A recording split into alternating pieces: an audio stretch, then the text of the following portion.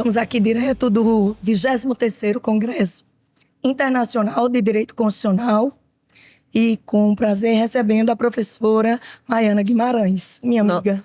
Nossa convidada é advogada especialista em autismo, mestre em Direito Público pela Universidade Federal da Bahia, especialista em autismo e pessoas com deficiência, vice-presidente da Comissão de Pessoas com Deficiência da OAB Bahia e coautora do livro Curso de Direito Constitucional. Seja muito bem-vinda, é uma honra tê-la aqui em nosso podcast Ante Exposto e obrigado por ter aceito o nosso convite. Muito obrigada, a honra é minha.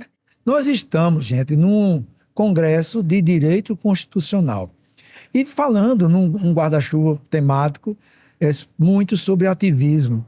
E eu fiquei fascinado quando eu vi no painel de palestras um link entre cultura constitucional e ativismo judicial, que foi exatamente o tema da palestra da professora.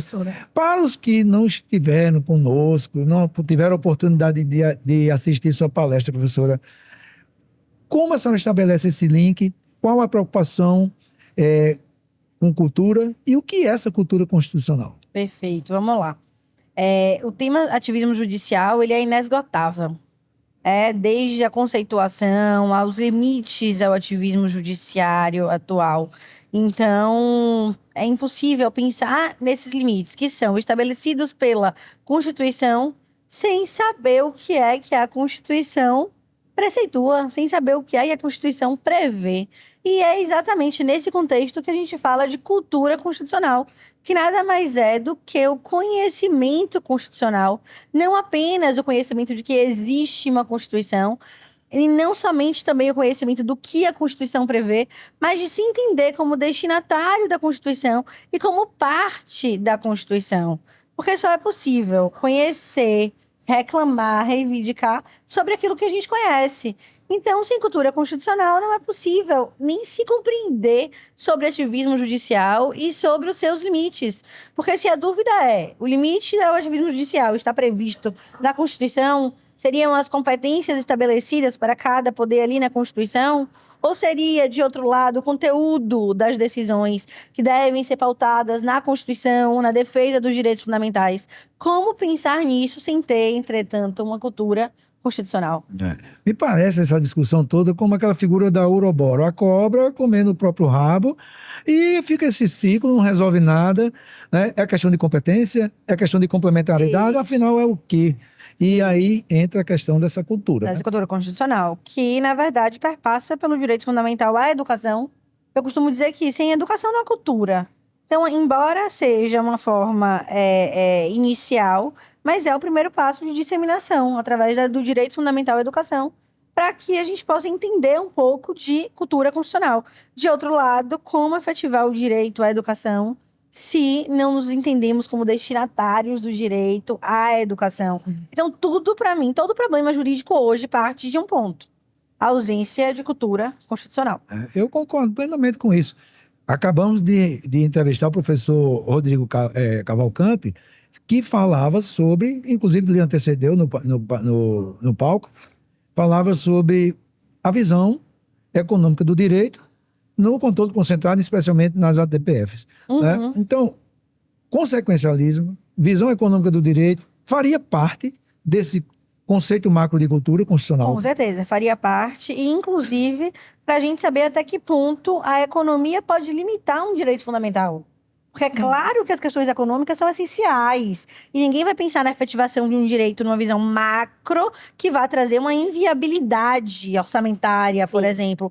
Entretanto, os direitos fundamentais precisam ser exigidos e exigíveis. E precisam ser, antes de tudo, efetivados. Como fazer isso? Você precisa ter conhecimento constitucional. Quer dizer, olha, eu entendo aqui que existe uma questão orçamentária, mas, nesse momento, o direito à vida, o direito à saúde se sobrepõe.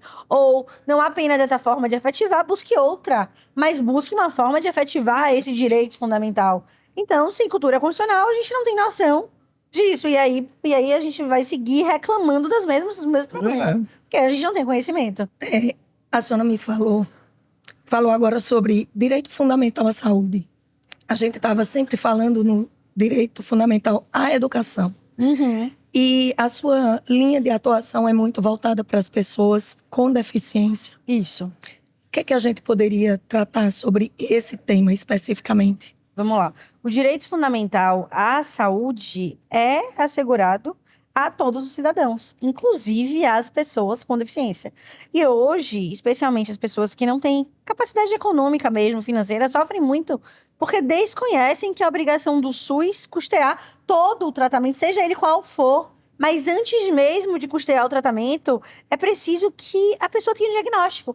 Quando a gente pensa, por exemplo, em uma das causas que eu atuo muito, que é o autismo, o diagnóstico ele é fundamental para a determinação do tratamento. E a intervenção precoce é fundamental para a eficácia do tratamento. Isso. Mas se a pessoa demora 10, 12 meses, um ano e meio, para conseguir um médico capaz de diagnosticar a criança, como é que começa o tratamento? E como é que se fala intervenção precoce? E mais do que isso, gente, quando a gente fala em direito à saúde de uma criança, por exemplo, com autismo, a gente precisa pensar que toda a vida daquela família é limitada para cuidar daquela criança. Então, quando a gente pensa em oferecer o direito à saúde dessa criança, a gente também está pensando em assegurar a dignidade para toda uma família. Porque a mãe, muitas vezes, interrompe a sua vida para cuidar daquela criança. E não sobra para a mãe. Exatamente, a esmagadora maioria das vezes. E aí, quando a criança tem finalmente o tratamento, é que você vai ver 4 anos depois a mãe dizendo: pela primeira vez eu tirei um tempo para mim. Pela primeira vez eu fui ao salão de beleza. Pela primeira vez eu não paguei a terapia do meu filho e paguei a minha terapia. Então, e se isso não é dignidade, se isso não é efetivar direitos fundamentais, eu não sei o que seria. Por que isso? E aí essa minha atividade profissional me faz compreender, dia após dia, que direitos fundamentais não são brincadeira. Não. E aí, quando eu cheguei até a comentar na palestra a questão do mínimo essencial e do máximo essencial, a pandemia escancarou isso. Quem vive no mínimo essencial, e aí por isso eu falo da limitação à economia, inclusive, quando você tem conhecimento constitucional, quem vive no mínimo essencial vive no estado de sobrevivência. Quando você está bem, ok viver no estado de sobrevivência. Mas quando você está numa crise, quem vive na sobrevivência... É um caos, é um desastre, Não então, tem nada. quem vive passa a sobreviver na crise. E quem já vive em eterno estado de sobrevivência? Quando eu falo em máximo essencial, eu não tô aqui, eu não sou uma louca imaginando que vai ser fácil efetivar o direito em seu grau máximo. Mas eu estou falando em um grau satisfatório. Se eu já falo no mínimo, eu contrario inclusive o conceito de direito fundamental, que é aquele que deve ser efetivado em seu grau máximo. Não é assim? Pelo menos os de primeira geração, no mínimo. Exatamente, pelo menos. E principalmente os de segunda, que são aqueles que a gente pode exigir do Estado, como educação, saúde. Porque se não for dessa forma, e se a gente não tem esse conhecimento, como é que é possível exigir, reclamar a efetividade desses direitos? Não é verdade? Professora, a cultura constitucional que a senhora tem chamado a atenção, como eu disse inicialmente, permeou por todos os discursos que a gente está vendo aqui nesse congresso. Que método pode ser usado? Ou que caminhos, que caminhos a gente pode, da sociedade jurídica, ou a sociedade como um todo, usar para promover essa cultura? Fica restrito à academia, isso vai para o fórum, isso vai para a prática? Como é que a gente pode promover isso para a gente dar um salto e parar de ficar correndo atrás do próprio rabo? Isso. Na minha opinião, cultura, como eu já disse, está associada à educação. E a educação não vem com 10, 15, 20, não vem na faculdade. A educação precisa ser desenvolvida no berço. Então, assim, eu acho que a promoção da cultura constitucional precisa estar no maternal, né? No grupo 1, lá no grupo 2, no grupo 3. A gente já tem projetos, inclusive em Romário, né? Tem esse projeto de iniciar o conhecimento constitucional. Explicar o que é a Constituição na escola. Eu acho isso interessante. No 3º ano, as pessoas usam um trecho da Constituição para ter uma nota a mais no Enem, por exemplo. É um conhecimento diferenciado. Sim. Não deveria ser um conhecimento padrão. Então, assim, a minha sugestão é que desde muito novas as crianças tenham acesso à Constituição, ao conhecimento constitucional. Seja de que forma for. A gente costuma ver assim, minha primeira Bíblia, meu primeiro livro, que seja a minha primeira Constituição, para que se possa entender e disseminar a cultura. Que não é um livro. Não é um livro que as pessoas conhecem, porque isso não é uma cultura constitucional. É um livro que as pessoas conhecem, que se entendem como parte daquilo. Que entendem que aqueles direitos e deveres, porque todo direito fundamental traz um dever correlato, precisa ser efetivado por elas, por nós, pessoas, Tá nós refletido sujeitos, na nossas vida. crianças. Exatamente. É. Então, eu compreendo, sim, que é necessário o âmbito jurídico falar de cultura constitucional, porque, infelizmente, não falamos. A verdade é essa, eu digo sempre, somos legalistas, então a gente fala muito bem do Código de Processo Civil, muito bem do Código Penal, de Processo Penal, mas a gente esquece que tudo estava ali na Constituição, Afinal, é isso. inclusive, se contraria a Constituição, é inconstitucional. Mas a gente fala em lei, a gente não fala em Constituição. Professora, aproveitando a pergunta de Eduardo, a senhora como advogada militante na área, a senhora dispõe na sua vida prática de mecanismo ou instituições parceiras que possam contar para a efetivação desses direitos? Minha instituição parceira é a OAB. Assim, é onde eu consigo ter o apoio e o respaldo para Maior efetividade. Para disseminar a cultura constitucional, para defender o direito dessas pessoas, inclusive na própria Comissão de Pessoas com Deficiência. Hoje, o apoio da advocacia tem sido a OAB. Inclusive, a gente tem enfrentado um grande desafio na efetivação das liminares, porque a gente tem um problema com o Poder Judiciário mesmo de entender quais são as reais necessidades da pessoa com deficiência. Porque falta disseminação disso mesmo. Então, assim, é um trabalho árduo, é um trabalho que exige uma conversa de miudinho o tempo inteiro com os magistrados, para que a gente possa entender, porque os tratamentos são diversos, mas são essenciais muitas vezes. Então, seja pelo SUS, seja pelo plano de saúde, a necessidade do tratamento, ela é incontestável. E aí, a gente fica nessa luta para conseguir que eliminar, que a gente consegue, seja efetivada. Que é o mais difícil, não é nem a decisão, é fazer a decisão ser cumprida. Renata?